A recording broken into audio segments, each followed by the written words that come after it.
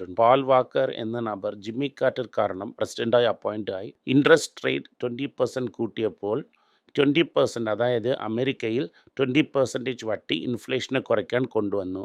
അയാൾ കുറച്ചു. ഗോൾഡ് അപ്പോൾ $800 മുകളിലിരുന്നു, അത് $200 വന്നു. ഈ ജെറോം പോൾ പാൽ വാക്കറും ഇല്ല, ഡൊണാൾഡ് ട്രംപ് ജിമ്മി കാർട്ടറും ഇല്ല. ഇപ്പോൾ തന്നെ ജിമ്മി കാർട്ടർ മരിച്ചു. ഡൊണാൾഡ് ട്രംപ് ഒരു എംപറർ ഫാൻറ്റസിയിൽ ഇരിക്കുന്നു. ഫോറവർ അവർ തന്നെ ഇരിക്കാൻ പോകുന്നു. സോ അയാൾ സ്റ്റെബിലിറ്റിയെ ഒതുക്കി പോകത്തില്ല. Hopefully if America is lucky, അടുത്ത വർഷം ഇലക്ഷനിൽ he will lose the control of the Congress. Senate കഷ്ടം, കോൺഗ്രസ് തോൽക്കും. സെനറ്റും തോറ്റാൽ ideal. That means there will be a lame duck പ്രസിഡന്റായി മാറും.